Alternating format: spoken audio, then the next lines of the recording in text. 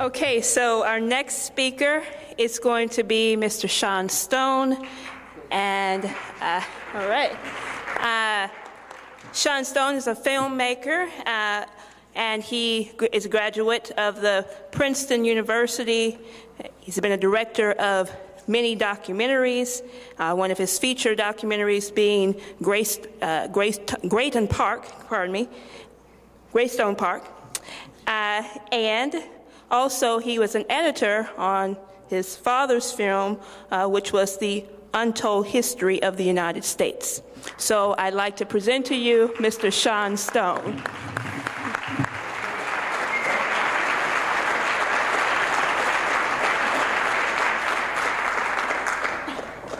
Thank you, Keisha. I thought you said Reagan Park for a second. I said, Reagan Park, that's not the library, is it? The issue of discussion today, I think, was the question Dennis posed: is it a new dark age or a new age of civilization? Or essentially, is it a new dark age or is it time for a renaissance? And that's, I think, the fundamental history of our planet, as long as humans have been here. And as Lyndon LaRouche knows very well, and I've always admired his work because of his understanding of a very long lineage. There's a lineage, as many of us know, of those humanists, thinkers, the Platonic tradition, let's say, that has always valued the place of man, somewhere between angel and animal, whose mission, God-given, is creativity, whose inherent nature as being created in the image of God would be, we are creative beings that have a power to uplift emotionally, spiritually, and physically that of ourselves and our fellow man. And it's a generational process that ideally we are progressing historically. And in opposition to that impulse, which I think is innate, but in opposition to that, we have a select group that would consider we might call elites or oligarchs or imperialists, who believe in the nature of empire, which is to say slavery. And no one likes to really consider what slavery means anymore, because we feel like we've gone beyond it. And yet, the nature of slavery is money. It's monetarism. See, the empires are always predicated on the value of money as opposed to the value of humans.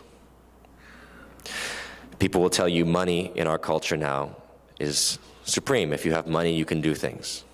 If you have money, you can make a life.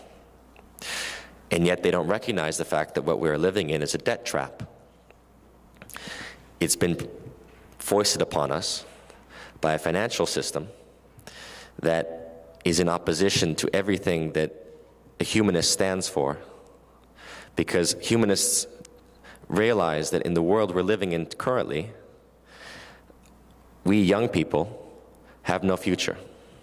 We are looking at no prospect of ever emancipating ourselves from the debt slavery that we've inherited. That's the point that we stand at now.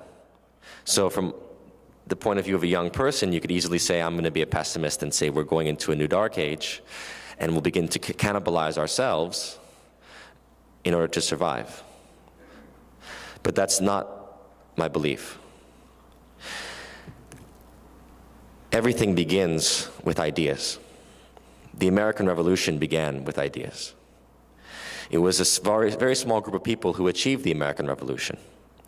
And the American Revolution carries on to this day in the form of the American system. The American system of economics is predicated in the humanist tradition, because the American system says the value is not in the money that's owned by bankers or a central bank that's issued to you in debt, and then as a result, everything that you create is created as a continuation of that debt. The American system says the value is in what you can create. The value is in the technology that you create to make your life easier, to offer hope to mankind, True hope, not Obama's hope. The actual sense of hope being, for example, dreaming of the stars, dreaming of man's mission to travel the stars, to become intergalactic in our consciousness, to improve our standards of living. Because as anyone who's traveled the world knows, as your standard of living increases, actually your ability to produce things and to acquire increases. So you have to recognize what's essentially happened over the course of the 20th century.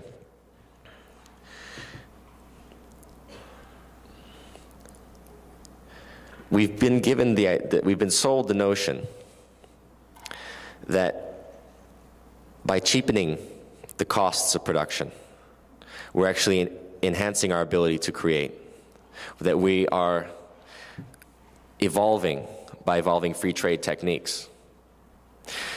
This is an essentially British imperialist philosophy.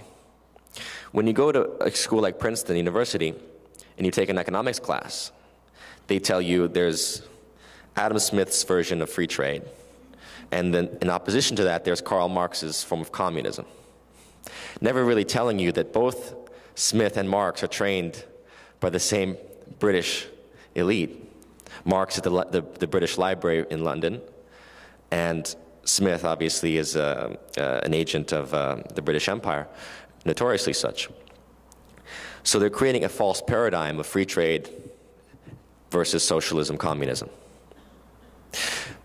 And as a result, we're at a point where people of every average mean look around and say, our system has failed.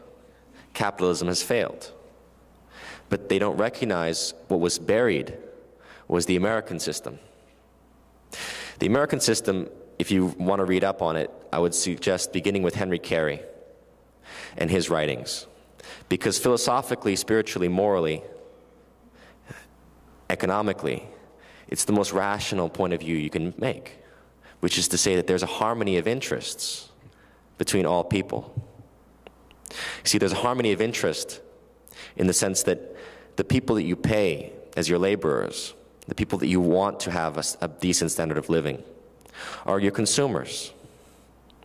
If you go to the policy of free trade, for example, and you drive down the working class's wage standard, for example, and you drive down the standard of living, those people then resort to a debt system, what we call credit, but is essentially a debt system, in order to afford what used to be something that they could afford within their own purchasing power. Now they become debtors in order to afford that. But we say, oh, well, we're making profit. This is the only way we can compete. So what you've created now is a mentality of survival. It's a mentality of animals, essentially, competing for survival as opposed to cooperating. The debt slavery mentality creates the culture in opposition to the classical culture that we're discussing today.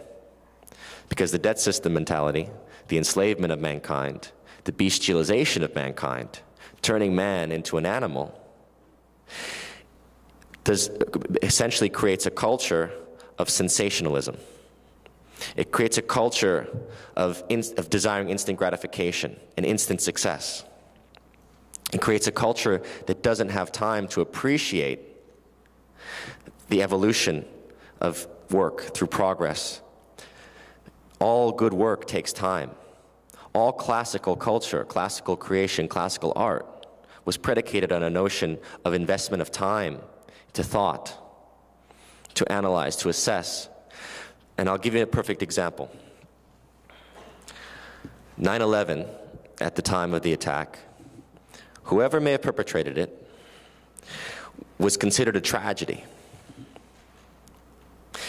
It wasn't a tragedy. It was a shocking incident. It was a moment of awakening in the American psyche. Regardless of who perpetuated the attack, there was a moment of realizing that we were not alone in the world, that we were part of a global community, that we needed to start recognizing who in truth were our enemies and our friends, and how are we going to elevate the people of the world in actually a positive sense. as opposed to what becomes now a tragedy. 9/11 becomes a tragedy now, 10 years later, because we use that incident to perpetuate wars that have augmented the amount of bloodshed, chaos, destruction, culturally and internally, as much here as abroad. That's the tragedy of 9/11. We've come to the end of our history. The moment when Obama allowed for the assassination of American citizens, regardless of on foreign soil or domestic, the moment that he executed that authority, we ended our history as Americans. Because the Constitution that provides protection for a due process, that same due process that we honor in every classical conception of politics, of economics, of living, was abrogated. It was violated and destroyed. The fact that the FBI, director of the FBI can be asked now by a congressional committee whether the FBI has, or the US government has the right to assassinate American citizens on US soil, and he can't give an answer, shows you their disrespect for humanity. Not to say that America is the only country in the world, not to say that we are necessarily the shining pillar on the hill, but to say that what we honored, what our founding fathers honored in the system of the Constitution, giving a balance of powers between the executive, legislative, and the judiciary branches, with the conception of a republic being predicated on the people, was lost. The American people have forsaken their right. They've given it up without second thought. Last year I did a little piece called Impeach Obama 2012, which went viral through Alex Jones and with the support of Dennis Speed here. And it was only a 10-minute piece without malice, not intended as malice, simply intended to elucidate certain points that Obama had violated constitutionally that deserved attention and potentially impeachment. And by the way, people know that impeachment doesn't mean removal of the president. It simply means you have to take accountability and responsibility. But rather than this video gaining millions of viewers, as I'm sure Lady Gaga's last video did, this video gained less than 500,000 viewers. You might say we're in the new dark age. That's what it would look like statistically. But so long as the idea of the American Republic exists, so long as the idea is enshrined in our Constitution, which is, remember, the preface of the Constitution says that Congress is there for the general welfare, for the benefit of the general welfare. That principle is a humanistic principle. So long as we remember our fundamental humanity, so long as we stop to reflect upon the consequence of our actions, there is still hope for this country. Because, as I said, it's not that America is the exceptional country, as Madeleine Albright tried to claim us, as though we were exempt from international, not law necessarily, but from exempt from any kind of moral repercussion. No, but if we don't take that seriously insofar as we don't recognize that we are an exemplar by our actions, we can never attain again that heroic status which we had a moment of achieving from the 40s, 50s, and 60s until the assassination of Kennedy, both Kennedy brothers, and Martin Luther King. You know, King is a wonderful example of how we've lost our moral compass, because it's great that we honor him. Recently, for example, we celebrate Martin Luther King Day. But rather than focusing on the fact that this man went from being a leader of civil rights to a motivator of the anti-imperialist agenda here, of a man who came out saying, I can no longer stand simply for social inequality at home, so long as my government is the greatest purveyor of violence in the world. Rather than remembering him in that light, we limit him to being someone who's only in favor of empowering African Americans to have the right to vote and the equality of races. So you see, we've even diminished Martin Luther King's tremendous efforts to put an end to this militarist imperial mentality. That's why we're at this moment. That's why we're asking ourselves this question. Is this a new dark age? Are we going to forget everything that was given to us by our ancestors, everything that creatively has inspired us as human beings, to compel us to go forward, to cooperate, to build together? Or are we going to forget that? Or are we going to remember it and utilize those ideas that are passed down generationally to inspire our new renaissance? Because we are at that moment.